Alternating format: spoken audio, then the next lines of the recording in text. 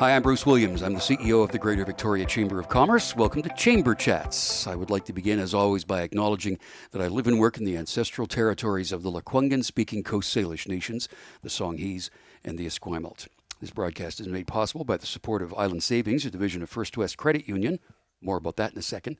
And by C-SPAN Victoria Shipyards. And as always, we are coming to you from the studios at Czech Television. Once the pandemic was underway, we realized that a lot of things were changing in the way that we manage and handle our money. In particular, when you deal with a credit union or a bank, so much more went online. Security became a bigger issue. So there's been a shift in that whole world. We want to talk about that today.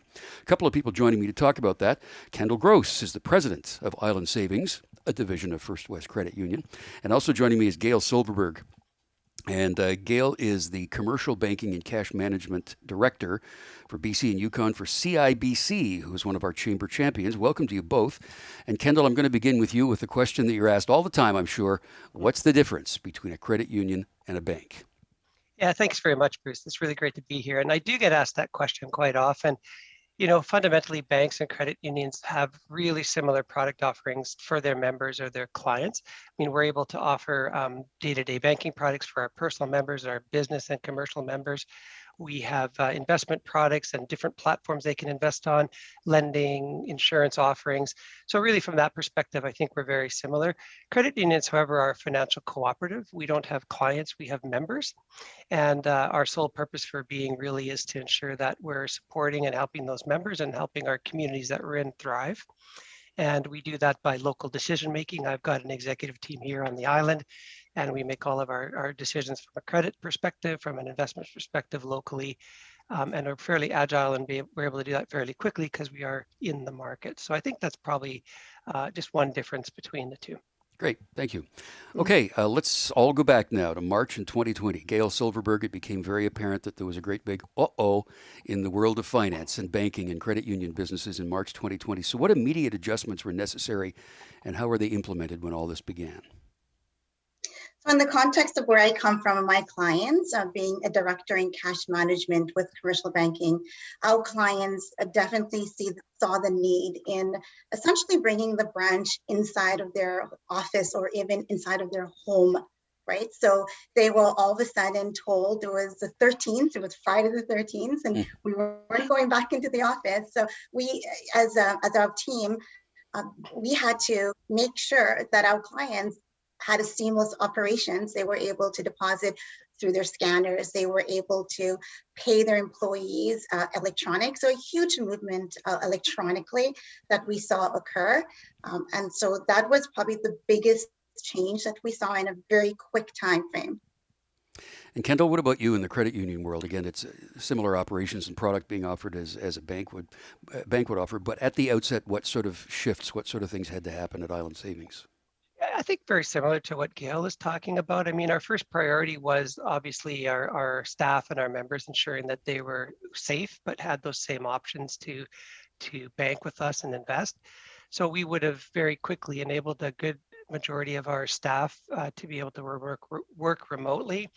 We had e-signature capabilities for most, if not all of our forms, so our members didn't have to come in to sign, but also, and maybe more importantly, really quickly set up a safe environment for those members that did need to come into a branch or for those employees in the branches. So PPE, plexiglass shields, sanitizers, you know, that aspect of it. So those were really the two things that we were very quickly able to deploy and ensure everybody was safe but could still transact with us. Yeah, that way it was just weird how hand sanitizer just suddenly appeared everywhere and this plexiglass popped up and people were wearing masks and all that stuff. I want to stick with you, Kendall, as well to talk about technology.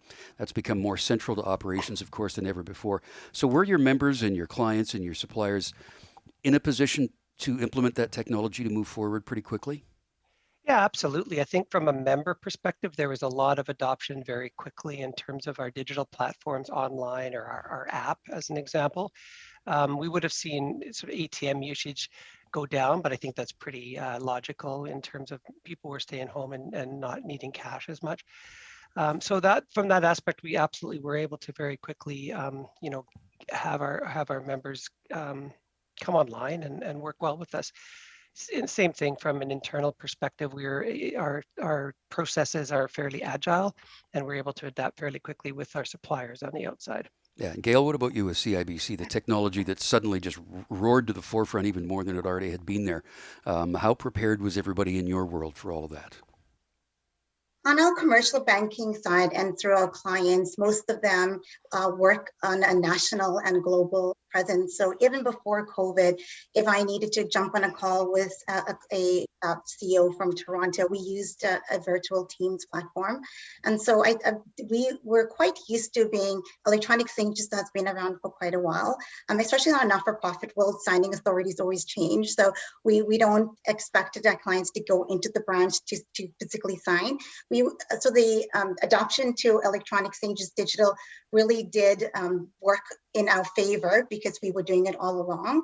What really did need to change though was making sure that those who were in the offices and in the branch who didn't have access in the past had that at their fingertips. So our staff, similar to what Kendall said, if you're on a PC, you got shipped a laptop.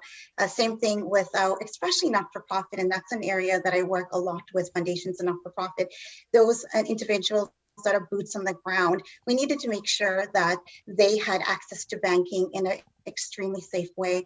So a cashless type transaction had to be done right away instead of them going into the branch and depositing or getting cash. So that was probably one of the biggest things that we did see. I know something else that came to the forefront with everybody, no matter how sophisticated or technically savvy they might be, there were concerns about security. We want to talk about that next.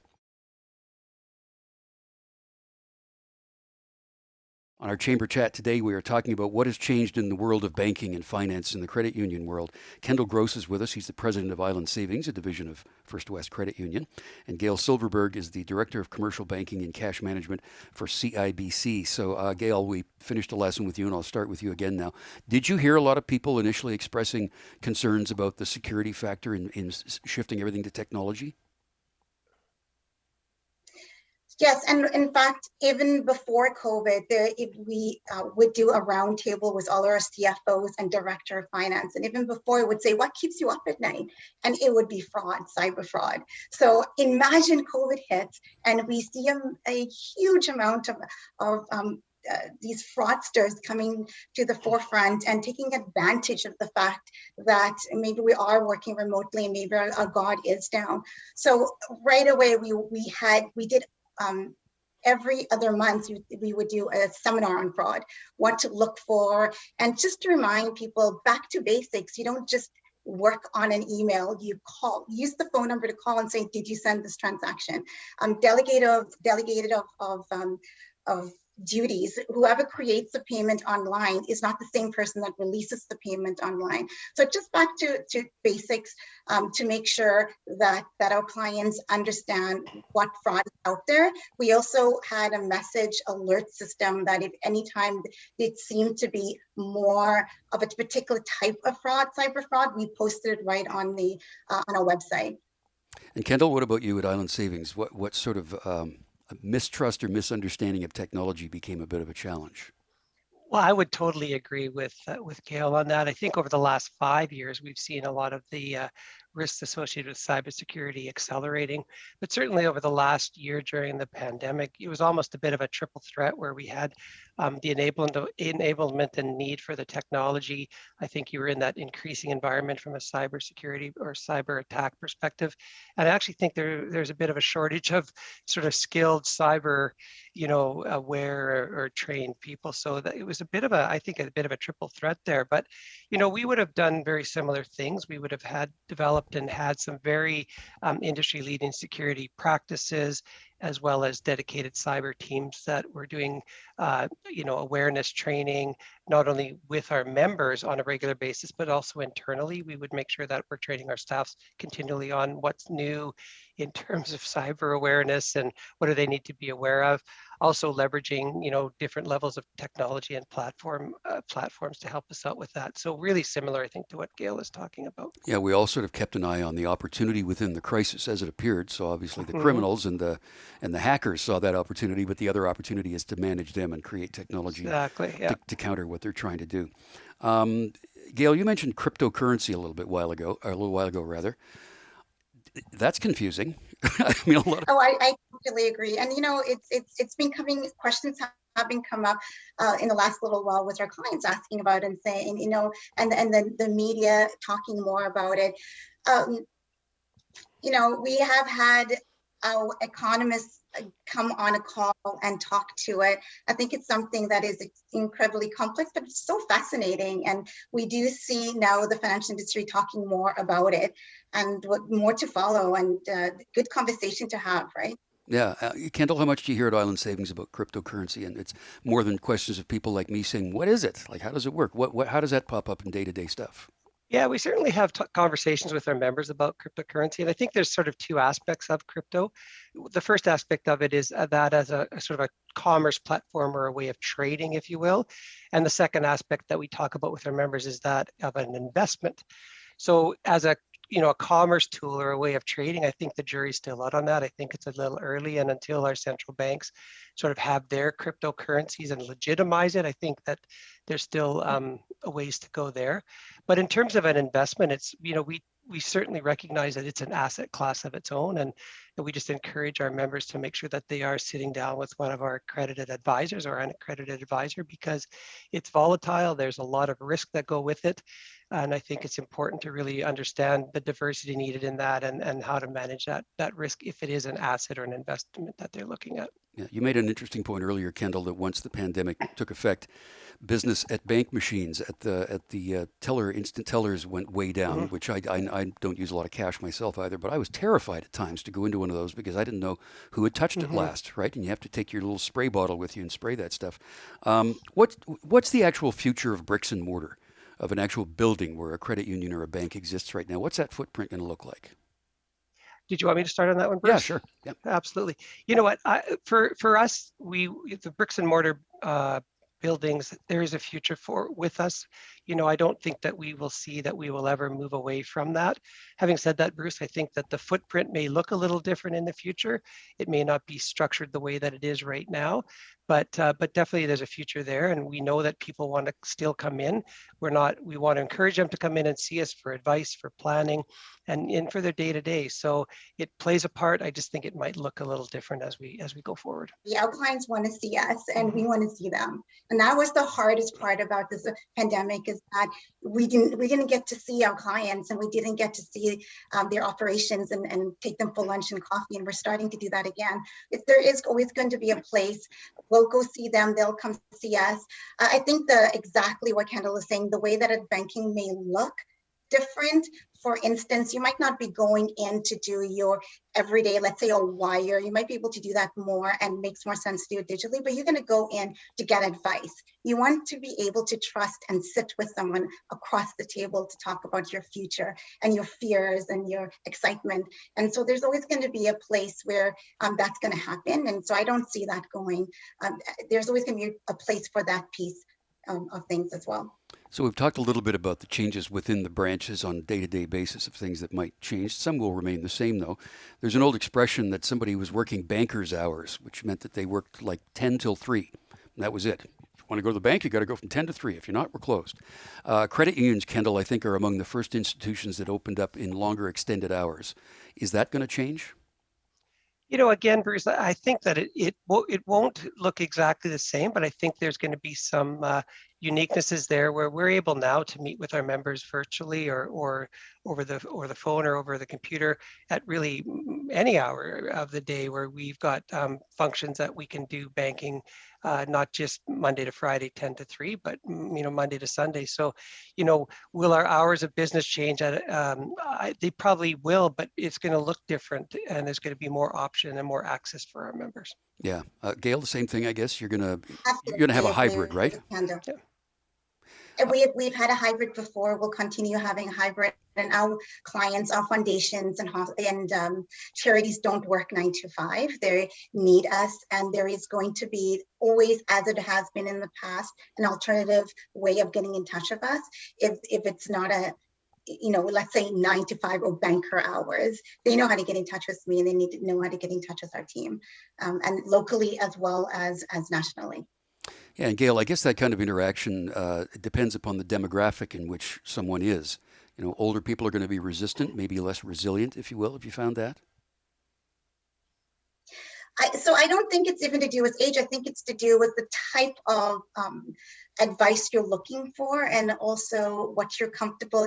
Everyone is different, and not one solution fits all. And again, coming from where I sit, when it comes to our diversified and now profitable not-for-profit side, there's just times that you do need to speak with someone in a different capacity than maybe just virtual phone call. And so absolutely, we adapt, we're flexible, and we can come to the table with a solution that fits the situation. Kendall, have you found anything like that a demographic or an age group has been more resistant or more embracing? I mean, this younger people do their banking on their phone, on their iPhone. But I think older demographic are still going to want to be in branch. Have you found that?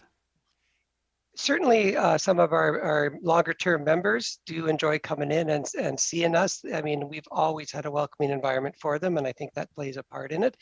But I tell you what, you'd be surprised. There's a lot of people that are grasping onto the technology and using the convenience and really kind of coming to terms with that. So, while we do have some members that like to continue to come and see us, we are really seeing an uptake in different ways of doing some of those more day-to-day tasks, like paying a bill, as Gail mentioned earlier, doing a wire, for sure. I'm talking about older people. You're calling them longtime members. You're very diplomatic. That was a really good answer on your part, so thank you for that. Next up, we're going to talk about what has been changing where people are investing their money.